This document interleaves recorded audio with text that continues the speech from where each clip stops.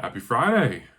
It is Friday, folks, and we are here with a book haul. I mean, imagine that. The second book haul this week. What can I say? I mean, I got new shelves up. I got room now. I can buy more books. So let's get into this. I was at a used bookstore recently and I made a couple purchases online. My wife knew about this. Funny story, the other day, she walks in and she's like, yeah, I'm on my phone, just sitting there minding my business, and then pops a notification, Kevin Toll reads. I made sure notifications were on her phone. Anyways, so she is aware of some of these purchases, so I probably won't sleep on the couch tonight, so that's a good thing. But let's jump right into this. So I was at a used bookstore recently, and I found some gems I would like to talk about. And then I also purchased some books online that I had aforementioned in a previous video, and we'll get right into this. So, I've been mentioning I want to get into some more classics, so I picked up a couple J.D. Salinger books, obviously The Catcher in the Rye, I mean, come on, and 9 Stories, because, my Saturday Shorts series, I like talking about short stories, I like reading short stories. I picked up these little paperbacks on the cheap, and so yeah, I'm always a sucker when it comes to hard case crime, and so I got the first Corey. It's one of the books in the Corey series by Max Allan Collins. It was one I didn't have, so I picked this one up. Looking forward to continuing with that series. If you haven't checked out my video, I'll put one of the cards in this video, and you can click on it and check it out. And then I was in their kind of fantasy sci-fi section in this used bookstore, and I came across this. I'm always on the lookout for some interesting things for like shorts or novellas length books, but they had this copy. I think it was 1972 or 6 publication for this book. It's fairly old, but it's the Science Fiction Hall of Fame, Volume 2A.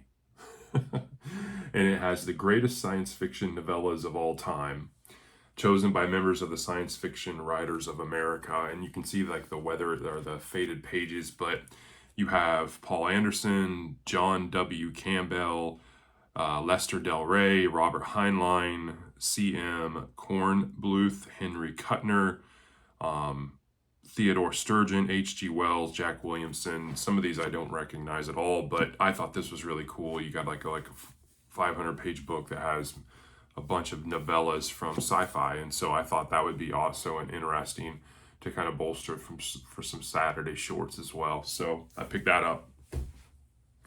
And then, I've been collecting the Mickey Spillane, Mike Hammer novels, and they had these 2 really cool trade paperbacks for the Mike Hammers.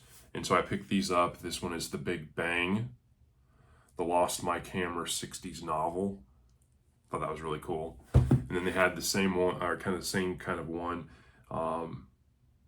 It is Kiss Her Goodbye by Mickey Spillane and Max Allan Collins, which I think Bing Lamb was telling me, like, hey, I think there's a crossover, and Spillane starts writing some of these with Max Allan Collins when I would, from the Corey series, and yeah, he does indeed.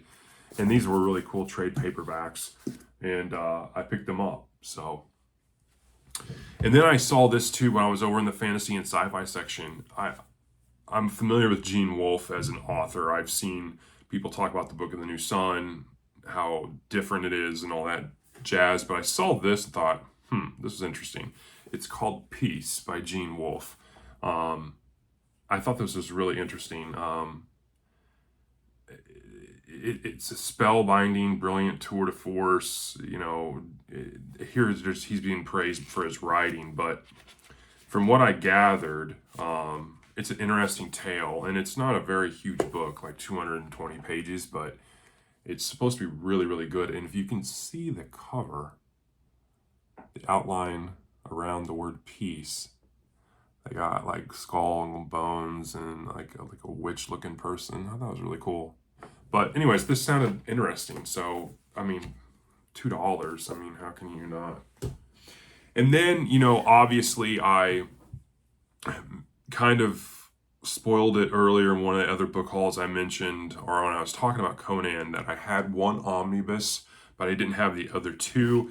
And so, yeah, I got them. I really enjoyed the one Saturday short I read of Conan.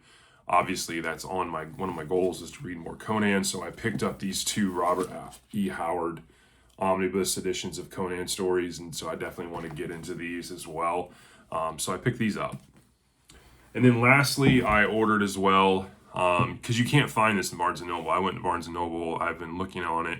I know a couple of you, I believe Hyde and Reed had this, and he got it like at one of the free libraries or something like that. And I was like, ugh. I was really jealous. But I finally got The Sword of Kaigen by M.L. Wang, and I've heard really, really good things. Obviously, I recently did a Let Me Know series, hype and can it harm or help books, but I've heard really good things. I haven't really seen much in terms of people disliking this.